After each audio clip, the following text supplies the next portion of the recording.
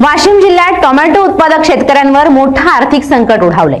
काही दिवसांपूर्वी 25 किलोच्या एका कॅरेटला तब्बल 600 रुपये भाव मिळणाऱ्या टोमॅटोला सध्या 100 ते 200 रुपयांचा भाव मिळतोय। बाजारभावात झालेल्या या मोठ्या घसरणीमुळे शेतकऱ्यांचं आर्थिक गणित पूर्णपणे कोलमडलंय।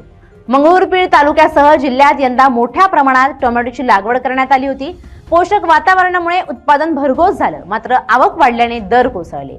सध्याच्या दरात तोडणी, मजुरी आणि वाहतूक खर्चही निघत नसल्याने अनेक शेतकऱ्यांनी टोमॅटोची तोडणी बंद केली असून पीक शेतातच पडून आहे। दरम्यान शेतकऱ्यांकडून कमी दराने खरेदी होत असताना किरकोळ बाजारात मात्र टोमॅटो महाग विकला जात असल्याने शेतकरी नाराजी व्यक्त करत असून शासनाने तातडीने हस्तक्षेप करून शेतकऱ्यांना दिलासा द्यावा अशी मागणी होतीये।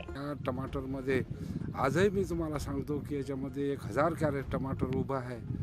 परिस्थिती निर्माण झाली की त्याला अजिबात भाव नाही, भाव आहेत फक्त 100 रुपये कॅरेटचे। आता 100 रुपये कॅरेटचे जर भाव म्हटलं तर तोडणं, मजुरी, दलाली, अडत याच्यामध्ये सगळं आपलं हे म्हणजे संपुष्टात येऊन जाते। त्याच्यानं आता एवढा मोठा हा जो प्लॉट आहे हा असे लक्षणं आले याचे की याला रोटाव्हेटर करण्याच्या याच्यात आलेला आहे। याप्रमाणे शासनाने याच्यामध्ये साधारण जसं दुसऱ्या पिकामध्ये भावांतर केलेलं आहे तसं या भाजीपाल्यामध्ये भाव खाणारालाही परवडलं पाहिजे आणि विकणारालाही परवडलं पाहिजे।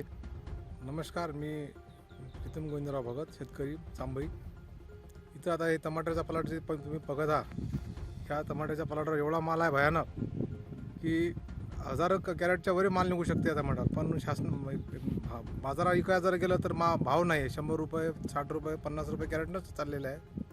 त्यामुळे शासनानं काहीतरी याच्यावर उपाययोजना करून शेतकऱ्याला मदत भाव निश्चित करण्यात यावा अशी आम्ही शेतकरी या वतीनं मागणी करीत आहोत। मजुरीला बी पुरत नाही आणि कुठल्याही प्रकारचं याच्यापासून नफा मिळत नाही।